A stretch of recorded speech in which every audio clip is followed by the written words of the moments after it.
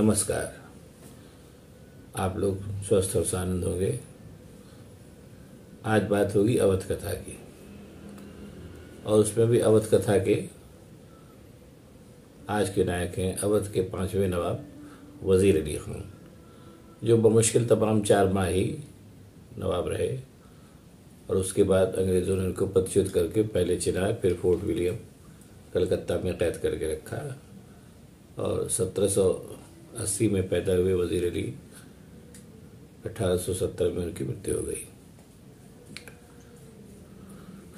वजीर अली खान अवध के चौथे नवाब आसफउद्दौला के दत्तक पुत्र थे, और आसफउद्दौला के बहुत ही दुलारे पुत्र भी थे। आसफउद्दौला की अपनी कोई संतान नहीं थी, इसलिए उन्होंने वजीर अली खान को गोद लिया था। वजीर अली खान का ये रुतबा था, और वो उनकी आसफउद्दौला को कितने प्यारे थे इसके बारे में वर्णन मिलता है कि जब वजीर अली खान की शादी हुई तो उस ज़माने में 30 लाख रुपए में वो शादी हुई थी। और ऊपर से नीचे तक वजीर अली खान उस समय जब शादी हुई तो लड़के थे, किशोर थे कह लीजिए, और वो इस कदर जेवर पहने हुए थे कि उस बारात में शामिल एक अंग्रेज़ अंग्रेज़ जो था, जो मतलब दरबारी था आसफउद्दौला का, उसने लिखा कि छोटी उम्र का दूल्हा इस कदर ऊपर से नीचे तक गहनों से और कीमती कपड़ों से लदा हुआ था कि वो उसके भार से ही झुका जा रहा था। बहरहाल यही वजीर अली खान बाद में बदकिस्मत साबित हुए, और आसफउद्दौला के मरने के बाद उनकी ताजपोशी हुई, लेकिन वो महज 4 माह ही नवाब रहे। जैसा मैंने बताया, बाद में अंग्रेज़ों ने उनको कैद करके चुनार के किले में रखा और फिर बाद में फोर्ट विलियम में कलकत्ता में नज़रबंद किया।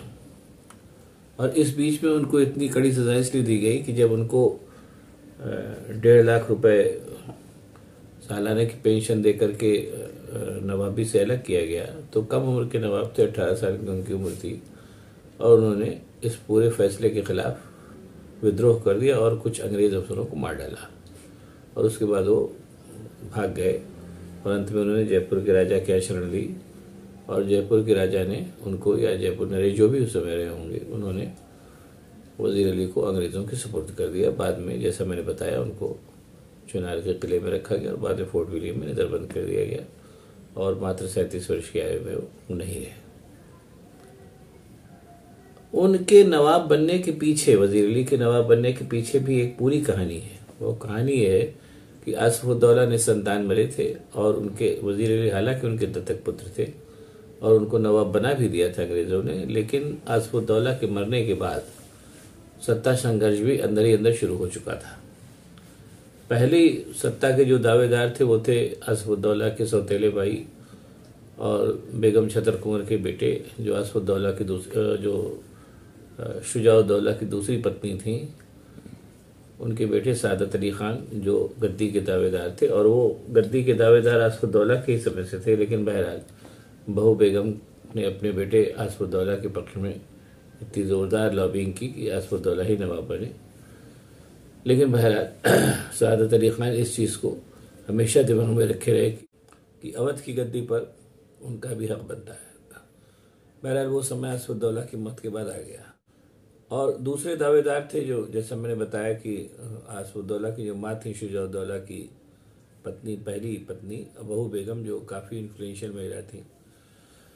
अवध की उस पूरी जागीर में उनका काफ़ी दबदबा था रियासत में। तो आसफउद्दौला चूँकि निसंतान मरे थे, इसलिए उन्होंने भी, उनके 3 भाई थे बहू बेगम के, उनमें से एक थे मिर्ज़ा जंगली। तो बहू बेगम ने चाहा कि आसफउद्दौला की मौत के बाद उनके भाई मिर्ज़ा जंगली अवध के नवाब बने, और तीसरे वजीर अली तो थे ही। तो इसलिए वजीर अली, चूँकि नवाब आसफउद्दौला वजीर अली को अपनी संतान मान गए थे, इसलिए अंग्रेज़ों ने वजीर अली को नवाब तो बना दिया। लेकिन उसके बाद दुर्भ संधियाँ शुरू हो गई। बहू बेगम ने अंग्रेज़ों को लिखा, रेजिडेंट को, कि इनकी विश्वसनीयता संदिग्ध है, इसलिए इनको गद्दी से उतार दिया जाए। और बहू बेगम का चूँकि काफ़ी दबदबा था, इसलिए यही हुआ भी, और 4 महीने बाद वजीर अली को गद्दी से उतार दिया गया 1.5 लाख रुपए सालाना की पेंशन देकर के। और दूसरे जो दावेदार थे, जैसा मैंने बताया सादत अली खान, उन्होंने भी अपना दावा पेश कर रखा और उन्होंने अंग्रेज़ों से कहा कि आप अगर हमको अवध का राज्य दे देंगे तो मैं आधा राज्य आपको दे दूंगा। ये भी एक बहुत ही ल्यूक्रेटिव ऑफर था अंग्रेज़ों के लिए, जिनकी विस्तारवादी नीति थी। और जैसा मैंने बताया कि मिर्ज़ा बहू बेगम तो अपने भाई मिर्ज़ा जंगली के लिए लॉबिंग कर ही रही थी। इन सब का प्रभाव ये हुआ, जैसे मैंने बताया, कि वज़ीर अली को 4 महीने बाद ही गद्दी से उतार दिया गया। और उस समय उनकी वो उम्र बमुश्किल तमाम 18 साल थी। जाहिर सी बात है, यंग ब्लड था। और उसमें क्या नाम है, उनको बनारस जाकर के उन्होंने, जैसा मैंने बताया, कि अंग्रेज़ अफसरों को मार डाला और उसी के फलस्वरूप उनको कालांतर में नज़रबंदी में उनका पूरा जीवन बीता।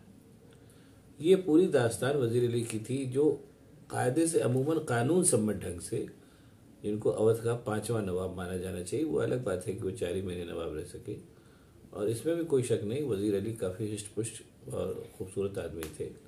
बदकिस्मती उनका साथ दे रही थी। और उस षड्यंत्रपूर्ण वातावरण में, जहाँ की आसिफउद्दौला के मरने के बाद जहाँ हर आदमी की महत्वाकांक्षाएं कुलांज मार रही थी, हालांकि अंग्रेज़ों ने उस समय के हिसाब से न्याय किया और उनके दत्तक पुत्र होने को नाते वज़ीर अली को उन्होंने बनाया भी नवाब।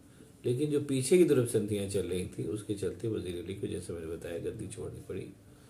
और उसके बाद चूंकि सादत अली खान का ऑफर सबसे ज़्यादा लुक्रेटिव था, इसलिए सादत अली खान को अंग्रेज़ों ने गद्दी सौंपी। अब उसके बाद अगला जो पूरा मतलब जो मैं अवध कथा का जो अगला हिस्सा होगा, वो मैं सादत अली खान के ऊपर बताऊंगा, जो कि अवध के 6ठे नवाब थे। और अवध के में जो कुछ भी बिल्डिंग्स के लिहाज से और वो शासन के लिहाज से जो भी आसिफउद्दौला के बाद दूसरा प्रोमिनेंट नाम हुआ, वो सादत अली खान थे। और उन्होंने भी करीब काफ़ी लंबा शासन किया। 1814 में उनकी मृत्यु हुई।